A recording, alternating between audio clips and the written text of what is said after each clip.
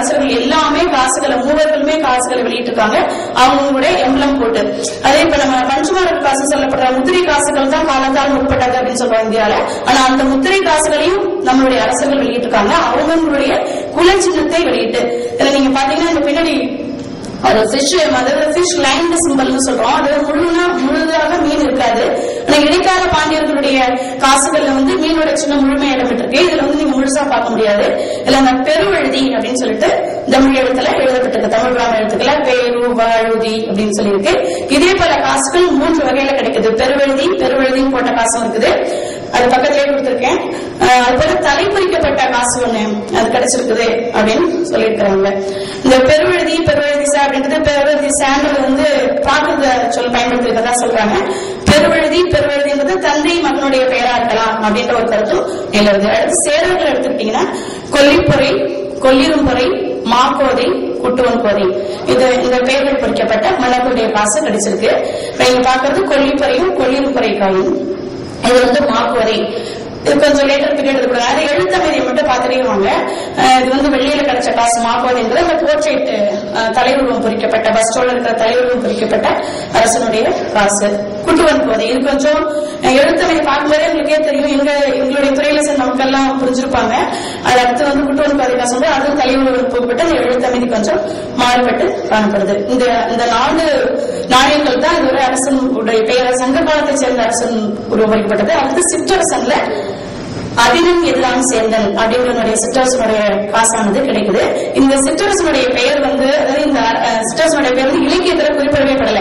அதனால இலக்கியத்துல குறிப்பிடப்படாதனால ஒரு அரசன் நம்ம இல்லைன்னு சொல்ல முடியாது. அதனால இலக்கியம் குறிப்பிடப்படாத ஒரு சிற்றரசன். இது 149 ஈய காசுகள் வந்து இந்த அரசன் வெளியிட்டிருக்கான். ஆண்டிப்பட்டி அப்படின்ற பகுதியிலிருந்து 1968 இந்த காசானது கிடைச்சிருக்கு. சங்ககால காசுகள் கல்வெட்டுக்கும் போது இதுதான் என்னுடைய ஐயப்பாடு என்னன்னு கேட்டா, காலம் வந்து பேலியோகிராஃபி வச்சு நம்ம பிக்ஸ் பண்றோம். ஒவ்வொரு காலம் இப்ப கொல்லிப்பறை காசும், கொல்லிப்பறைங்கிற பெயர் வந்து கல்வெட்டுல இலக்கியங்கள்ல வந்து இல்ல. இரும்பறை இருக்கு, கொல்லிப்பறைங்கிற டெர்மினாலஜி கிடையாது. ஆனா கல்வெட்டுகள்ல செல்லிரும்பறைன்னு வருது. அது போல காசுலயும் கொல்லிப்பறை காசு இருக்குது.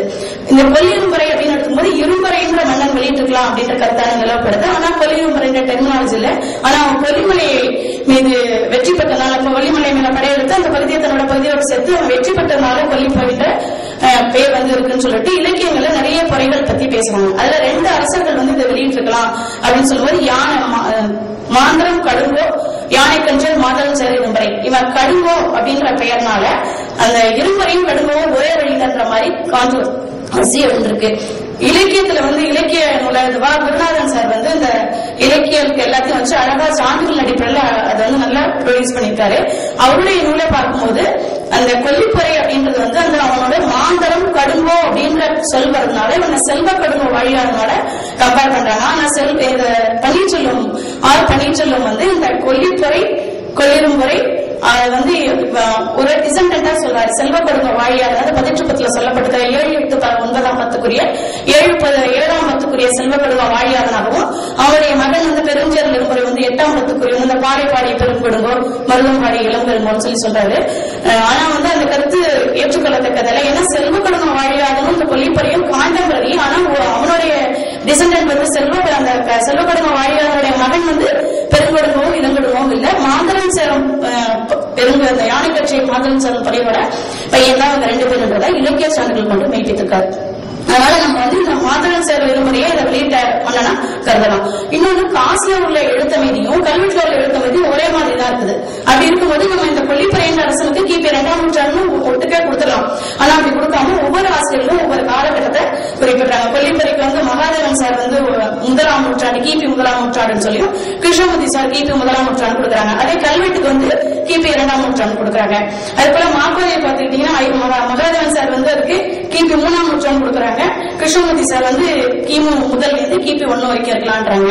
குட்டுவன் கோதைக்கு அது போல முதல் நூற்றாண்டு கிருஷ்ணமூர்த்தி சார் கொடுக்குறாங்க.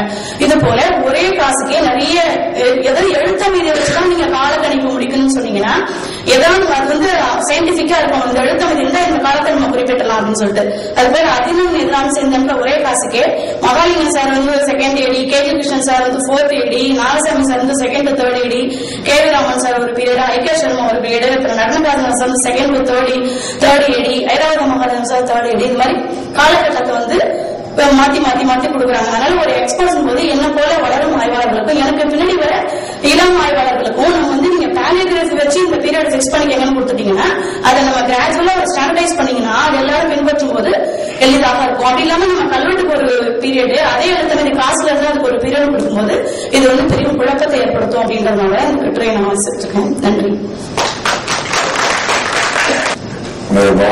நன்றி. கண்டுபிடிப்புகளை வந்து ஒரே நேரத்தில் எல்லாருக்கும் கண்டுபிடிக்கிறது இல்லை. ஒவ்வொரு காலகட்டத்தில் இந்த மாதிரி காயின்ஸ் கல்வெட்டுகள் இதெல்லாம் கண்டுபிடிக்கிறாங்க. ஒவ்வொரு காலகட்டத்தில் கிடைக்கும் பொழுது அதனுடைய எழுத்தினுடைய அமைதி மாறுபட்டு காணப்படுகிறது. அந்த மாதிரி எழுத்தினுடைய அமைதி மாறுபட்டு இருக்கும் பொழுது அது நிச்சயமா காலகட்டத்தை அதனுடைய ஏற்கனவே வந்து சொல்லியிருந்த காலகட்டம் வேற மாதிரி இருந்ததுனாக்கா ஒரு கல்வெட்டு காலத்தை கொடுத்திருந்தனாக்கா மாற்றிதான் ஆகணும். இது வந்து என்னன்னாக்கா அட் ஏ டைம் வந்து ஊர்ல இருக்கிற எல்லா கல்வெட்டையும் நீங்க கண்டுபிடிக்க முடியாது, எல்லா இடத்தையும் அகழ்வாராய்ச்சி பண்ண முடியாது. ஊர்ல இருக்கிற எல்லா சேர சோழன் எல்லாரும் இஷ்யூ பண்ண பாயிண்ட்ஸ் எல்லாம் ஒரே டைம்ல கிடைக்கிறதுல நம்முடைய சப்ஜெக்ட் தொல்லியல்ன்றது வந்து கொஞ்சம் சிக்கலானது. இப்ப வந்து ஒரு இடத்துல போய் நீங்க வந்து அகழ்வாராய்ச்சி பண்ணணும்னாக்கா அவன் பர்மிஷன் கொடுக்கணும், கலெக்டர் கிட்ட பர்மிஷன் வாங்கணும், கவர்மெண்ட் ஆஃப் இந்தியா கிட்ட பர்மிஷன் வாங்கணும், அப்புறம் எல்லாத்தையும் வாங்கிட்டு லேண்ட் ஓனர் கிட்ட போனீங்கன்னா லேண்ட் ஓனர் பர்மிஷன் கொடுக்கணும். இப்ப அந்த இடத்துல வந்து ஒரு முக்கியமான காயின் கிடைக்கலாம் அவங்களுக்கு, அதுல ஒரு எழுத்து இருக்கலாம். அந்த எழுத்து ரொம்ப நீங்க இது வரைக்கும் கண்டுபிடிச்சதா இன்னும் பழமையானதா இருக்கலாம்.